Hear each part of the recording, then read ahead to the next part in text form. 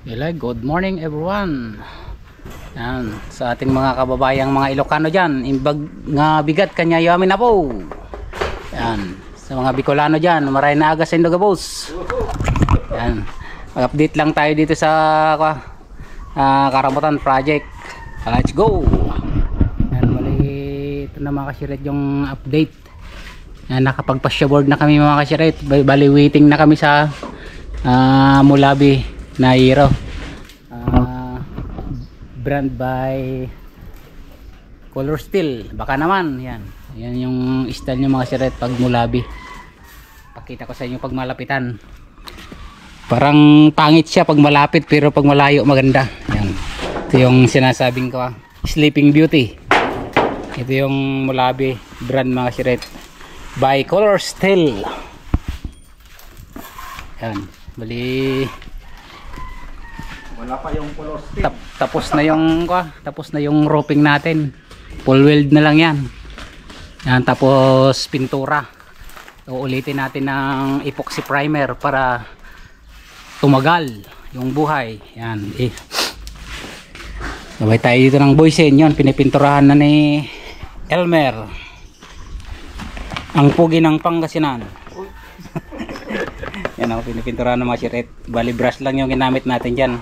Mas maganda pag brush, mas matagal, maraming masusildo. Joke. Mas makapal mga siret yung punas compare doon sa spray. Kaya, matagal kalawangin. Yan, pipinturahan na lang yan mga siret.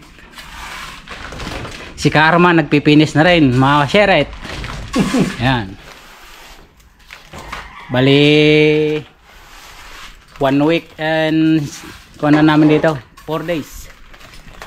Ayan, update.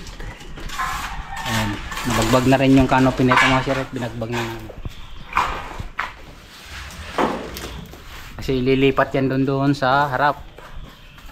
Tapos tong mga design na to, ang poste is lalagyan din sa harap. Tapos yung ceiling na yan mga siret, false ceiling. Ganito din yung magiging layout dito sa new structure. Yan, para parang walang nangyari. Yan, yung old na steel trusses hindi na namin ginalaw para dagdag na rin sa tibay. Bali dinugtong na lang namin yung mga purlins dun sa dating Carolina. Yan, pati yung yero na yung mga set na natabas is hindi na rin gagamitin. Bali bagong yero ilalagay dito lahat para satisfying client. Ika nga. Yan yung update mga siret. Yung mga sasakyan kasi na sir is ko para maililim doon hindi masira. Okay.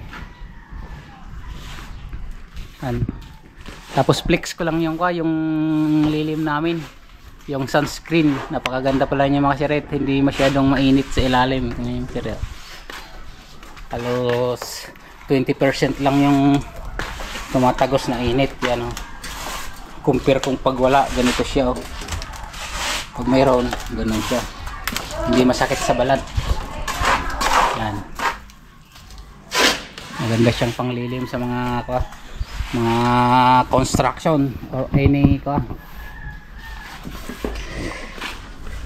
trabaho na nasa arawan, sa ilalim ng sikat ng araw.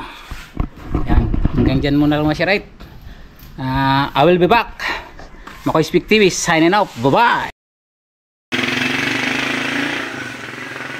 San Pedro Alcala project. Yan, tapos na mga kasiret.